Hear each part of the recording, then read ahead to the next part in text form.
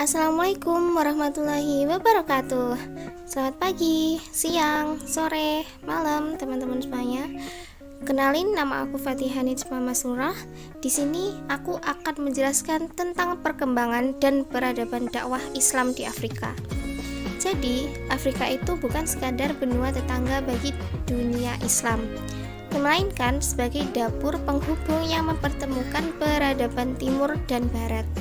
Kali ini aku akan menjelaskan bagaimana Islam bertransformasi dari sebuah pesan di padang pasir menjadi pondasi peradaban besar di tanah Afrika. Penting untuk dipahami bahwa masuknya Islam ke Afrika tidak terjadi dalam satu waktu. Dimulai pada masa Khalifah Umar bin Khattab melalui ekspansi ke Mesir. Proses ini berkembang melampaui sekedar penaklukan militer.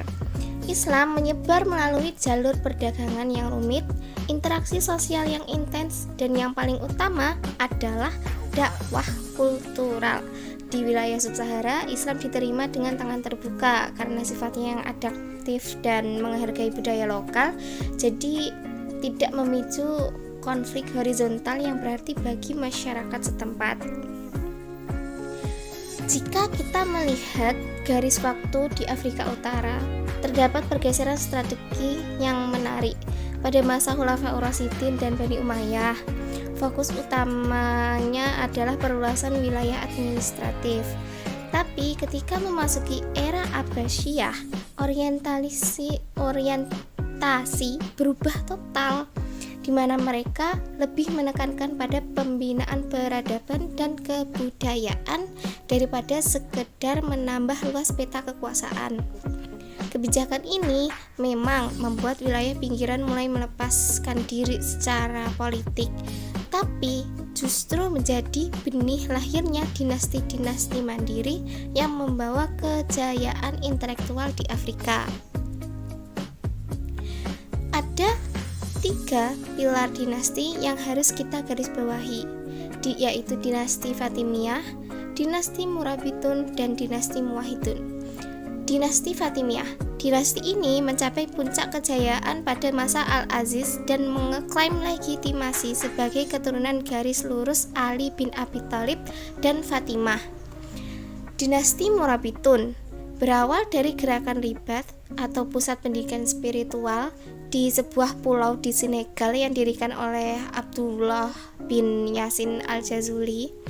Dalam kurun waktu 10 tahun, gerakan spiritual ini berevolusi menjadi kekuatan politik dan jihad yang masif.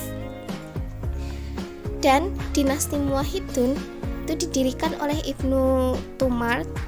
Dinasti ini lahir sebagai reaksi teologis untuk memurnikan ajaran tauhid dari paham tajasum atau antropomorfisme, yaitu menganggap Tuhan punya bentuk fisik, yang pada saat itu dianggap menyimpang.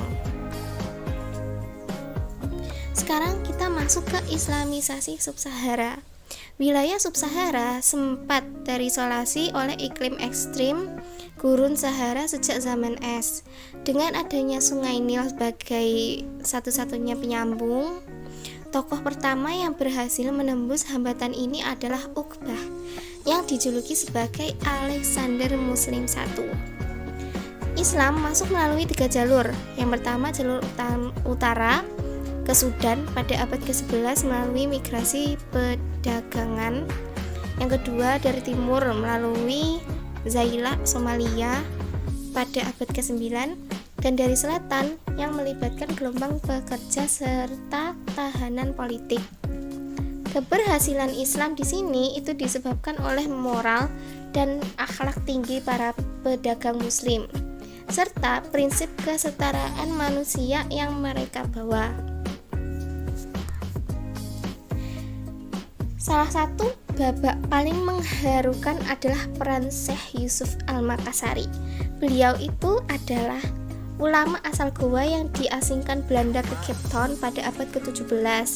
Meski berstatus tahanan, beliau itu tidak pernah berhenti untuk berdakwah. Dalam metode sofistik dan spiritual yang damai, beliau itu membangun komunitas muslim pertama di sana.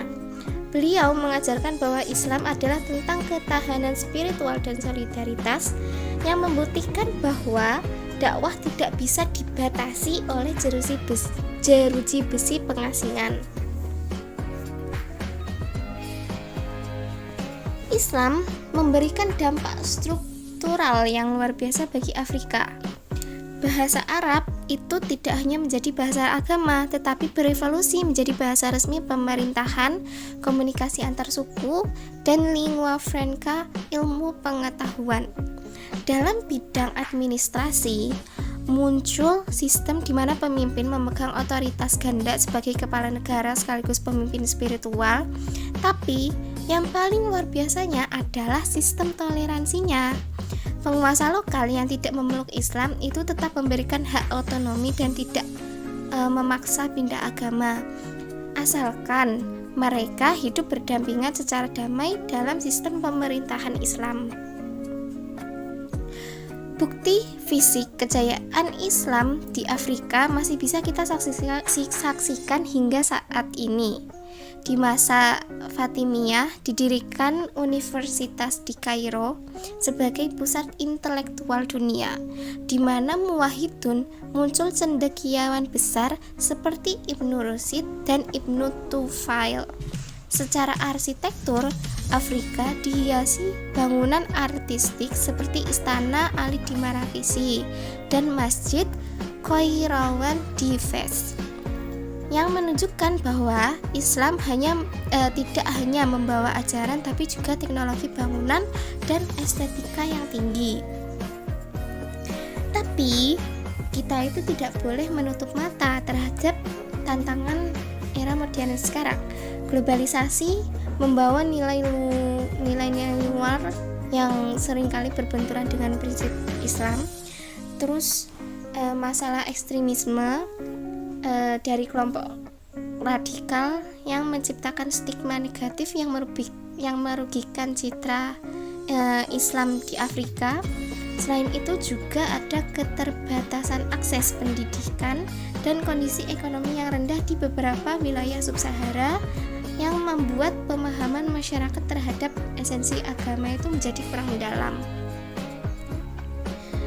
Terus di tengah tantangan tersebut, teknologi digital itu muncul sebagai angin segar, di mana media sosial dan platform streaming memungkinkan para dai masa kini untuk menyebarkan pesan Islam yang moderat secara luas dan kreatif, yang menempatkan kesempatan untuk menjangkau generasi muda yang dinamis. Kunci keberhasilannya itu adalah kemampuan kita untuk beradaptasi dengan teknologi tanpa mengorbankan nilai-nilai dasar Islam yang damai dan inklusif. Sebagai penutup, sejarah Islam di Afrika adalah bukti nyata bahwa agama ini itu menyebar bukan dengan pedang, melainkan dengan akhlak, perdagangan, dan peradaban. Dari Afrika Utara hingga Sub-Sahara, Islam telah memberikan identitas, ilmu pengetahuan, dan sistem sosial yang adil. Tugas kita sekarang adalah meneruskan warisan dakwah yang damai ini di tengah perubahan zaman. Terima kasih atas perhatiannya. Wassalamualaikum warahmatullahi wabarakatuh.